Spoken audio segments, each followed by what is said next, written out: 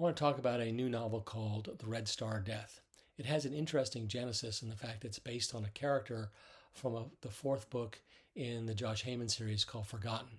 Forgotten, by the way, was an Amazon #1 bestseller when it came out and has won 3 national awards. So in Forgotten, you have Janna Palaski, who is probably one of the most interesting characters I've ever created. Starts out as a member of the Students for Democratic Society's Action Wing, and she's actually a terrorist.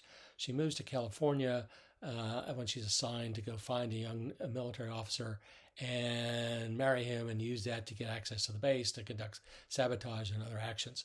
She falls in love with Randy Pulaski. She marries him. He gets shot down over Vietnam, is declared MIA. So SDS decides to send her to Cuba to become an assassin. Now, the plan is that Cuba's intelligence agency, as well as SDS, will then use her as an asset, both internationally as well as in the United States.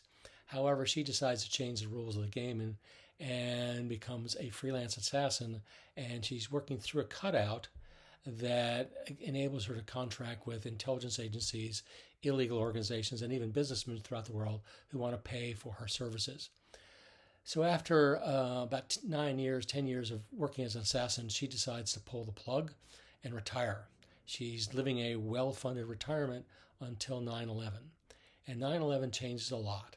And suddenly the Cubans decide that they need to find an outside resource, so they launch a hunt for her.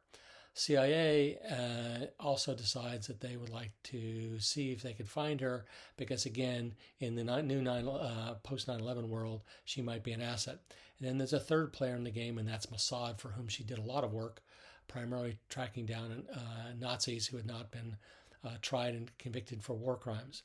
And then the fourth player in this thing is the FBI decides to get involved because she'd been on their most wanted list for decades, and they've never been able to find her. And there are people within the FBI who want to put her in jail. So what happens is the 4 different organizations are looking for her, and she decides to work with Mossad. They work out an immunity agreement so that the U.S. government won't try her for prior actions, but also CIA then gets access to not only her skills, but also a debriefing of all the operations that she conducted.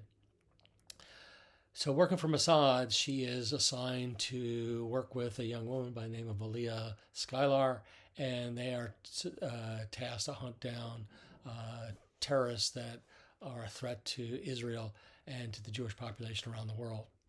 And that's the basis of the story. And in it, Aliyah and ultimately Janice has to deal with a traitor in Mossad, a traitor in CIA, and a zealous FBI agent who wants to put her behind bars. I think you find the story pretty interesting. It's a fast read, and it's pretty relevant to what's going on today. Thank you, and have a great day.